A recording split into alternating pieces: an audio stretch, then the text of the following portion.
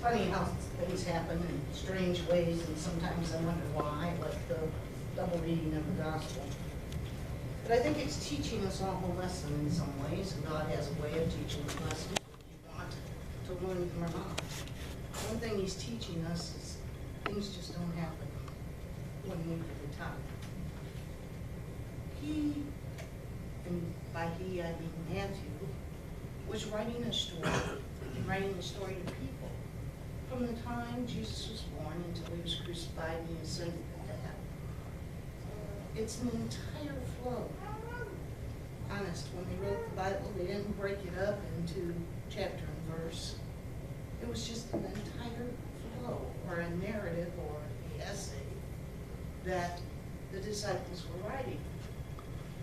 I'm real conscious of this particular essays and the way it was written because of the fact that we have lessons to learn.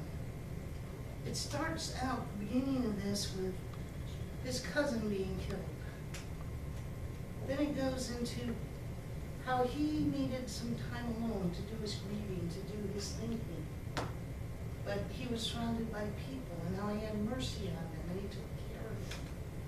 Again, we're into that place where, guess what? Jesus needs to recharge his batteries, to be alone, to pray, and to be filled again with God's grace and God's mercy and God's love. So he goes into a mountain.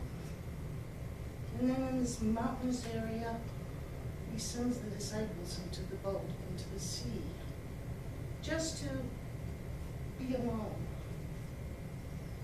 At the end of it, the time when his batteries are recharged, he goes to see his disciples, and he goes in a very magnificent way. I don't know about all of you, but if I saw somebody really walking on the sea, I think I might think it was a ghost too. It certainly would be something weird. Never seen anybody walk on water.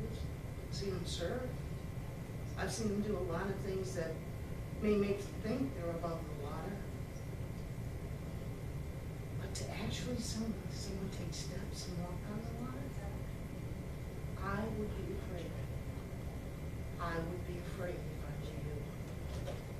And that's what the disciples were. Except Peter. Peter said, well, okay, it's a time that I get proof. How many of us need proof? Proof of God working in us. Proof of someone else loving us. What do all of you do? What do we tell each other? I love you. How many times a day do we say that? Do any of us really believe it most of the time? I don't know about you, but a lot of times I want to say, are you sure? Are you sure you could love somebody like me? Are you sure? A lot of us are like that. And Peter was saying to Jesus, prove to me you are who you say you are. How many of us want people to prove to us they are who they say they are? I think of couples getting married. What's one of the first things they expect? A ring, a symbol that you're going to be engaged. What do you want those? You want to see those proofs coming down, proofs that somebody loves you, somebody cares, somebody is thinking of you. How do we do that?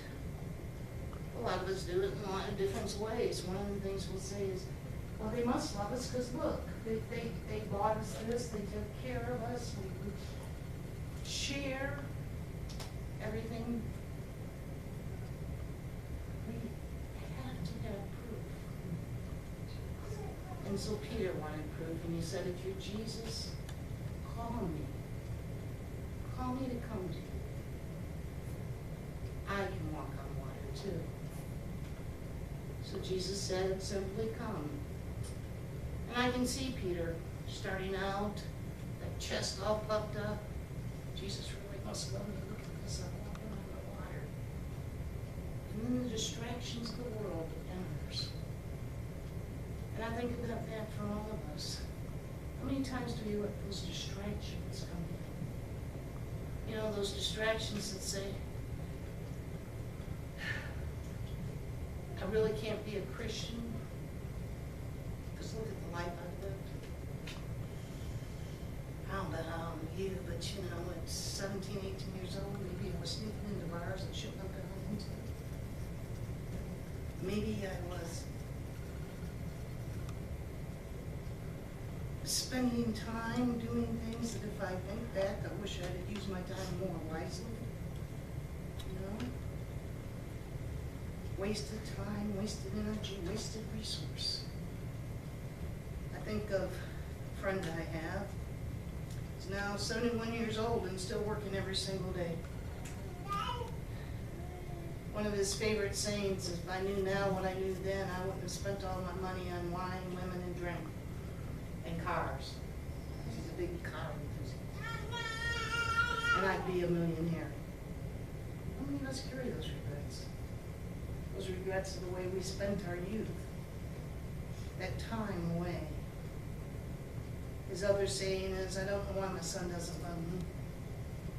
I keep saying, why do you mean that? Well, you know, I just know he doesn't love me because he doesn't call me.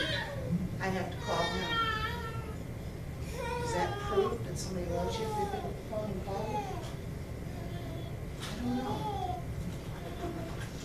But I think of all those things and how, as a human being, money has become so much more important to him than a lot of other things in life.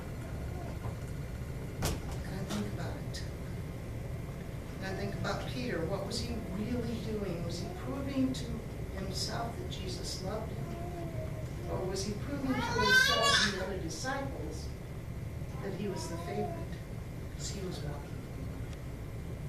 I think about those things. And then I think, does it really matter? Because the bottom line is Peter was like so many of the rest of us. He lets the talk, the sounds of the world and our friends coming around us and tell us that we're unworthy. That God could not love us because we're not worthy. We didn't live a good enough life. We don't give enough money. We don't think enough about this or that. The winds blow around us. And much like Peter, we sink. We sink down into depression, doubt, and fear. We sink down into everything except the love of God. And then I love the way the story ends. You see, Jesus just reached down and lifted him back up. It should tell us all something. It should just simply tell us we all got that second, third, fourth, fifth chance. Because Jesus will reach down and lift us up again. Romans. I learned that particular verse as a child. Romans 10, 9 and 10. I think a lot of us have learned it. It's a simple verse. If you believe in your heart that Jesus is Lord, and confess with your tongue, you shall be saved. Do we believe and do we confess? That's what Paul said was all that was needed. Jesus simply said, for God so loved the world, he sent his one and only child, that whosoever believes shall be saved. How much proof do we need that we're worthy of God's love? That we're worthy to share that love of God with all those we meet? That is the invitation that is waiting us all. Come to me. Keep your eyes on me, and you'll be able to walk on the water. That's God's promise. God's promise to all of us. No one's excluded. All are included. That's the message